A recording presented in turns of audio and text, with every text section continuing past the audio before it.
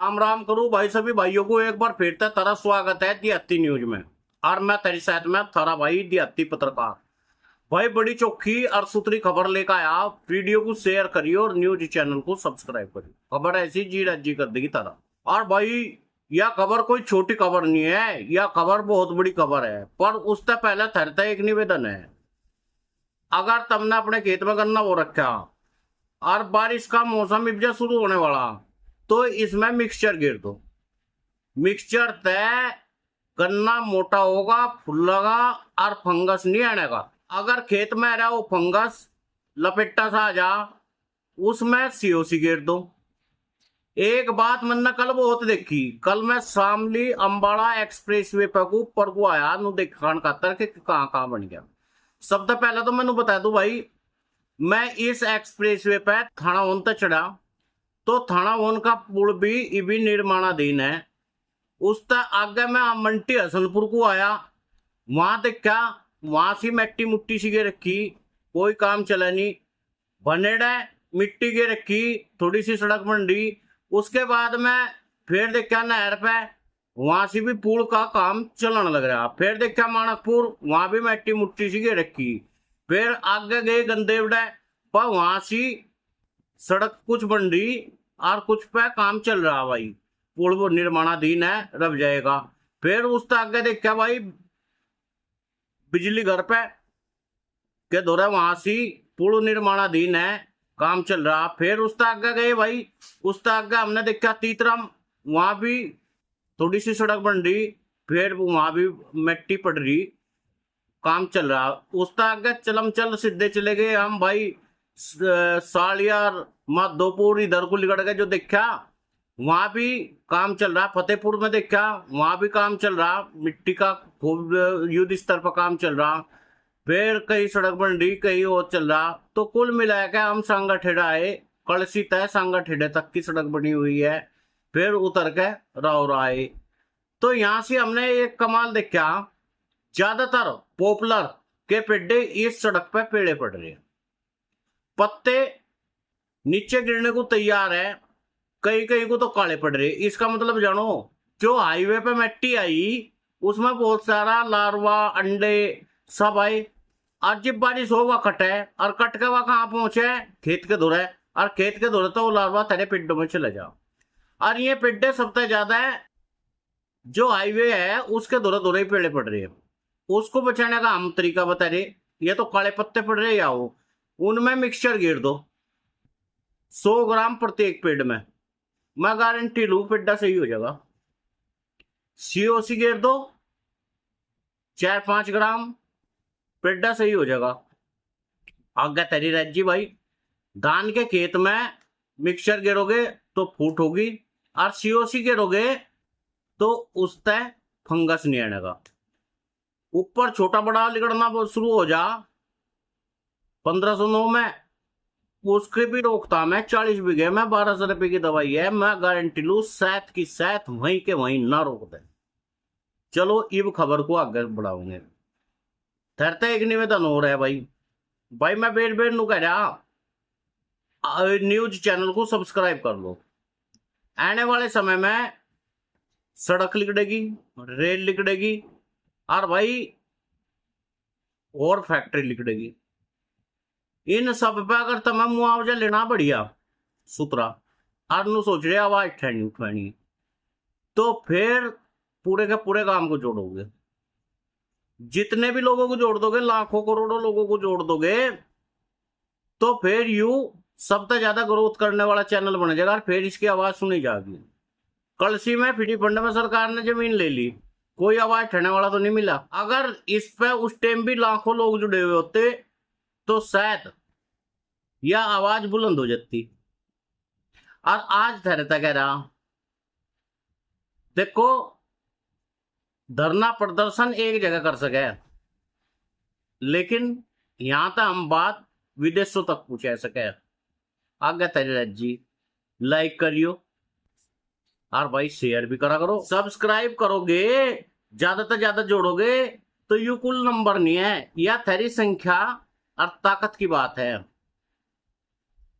इससे सरकार पर फर्क पड़ा है, इस पर प्रशासन पर फर्क पड़ा है।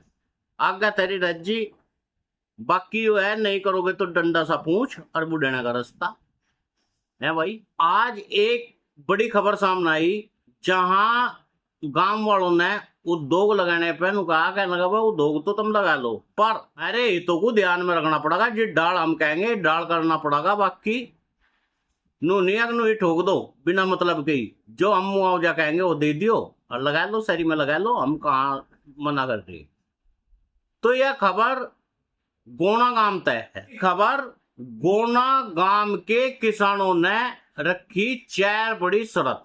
भाई आज हम बात करेंगे उत्तर प्रदेश के बागपत जिले के गोना गांव की, जहां औद्योगिक क्षेत्र की प्रस्तावित जमीन पे को लेकर अधिग्रहण को लेकर एक बड़ी पंचायत आयोजन किया गया।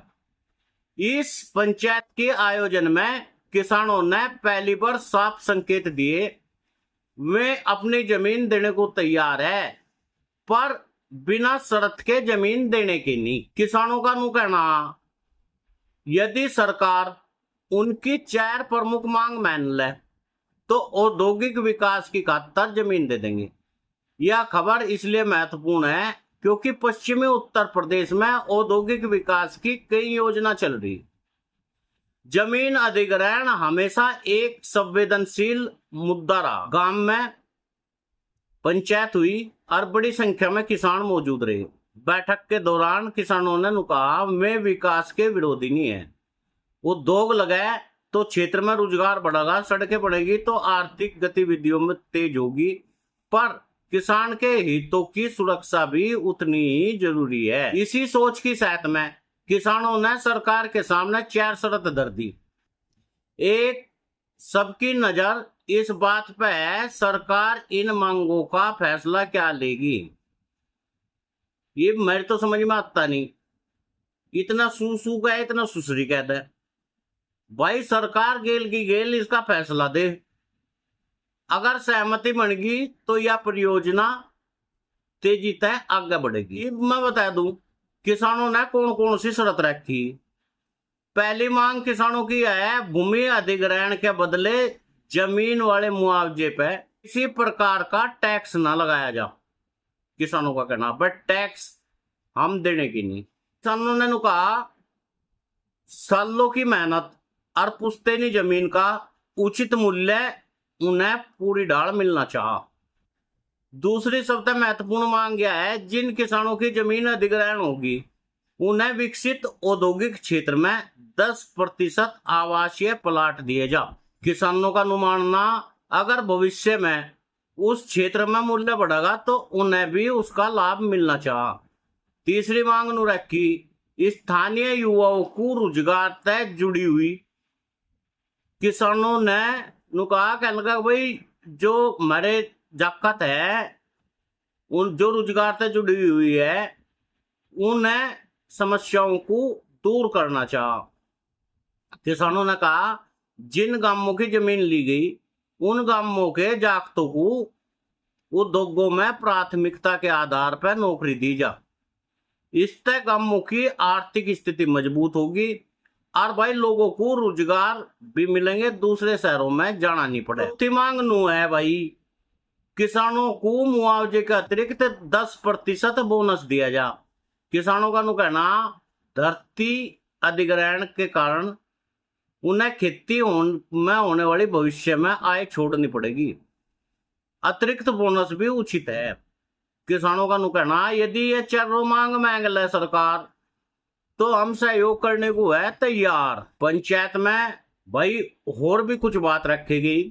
पंचायत के दौरान किसान प्रतिनिधि रमेश चंद ने बताया, गांव के कई किसान इस शर्त के आधार पर अपनी जमीन देने के पक्ष में हैं।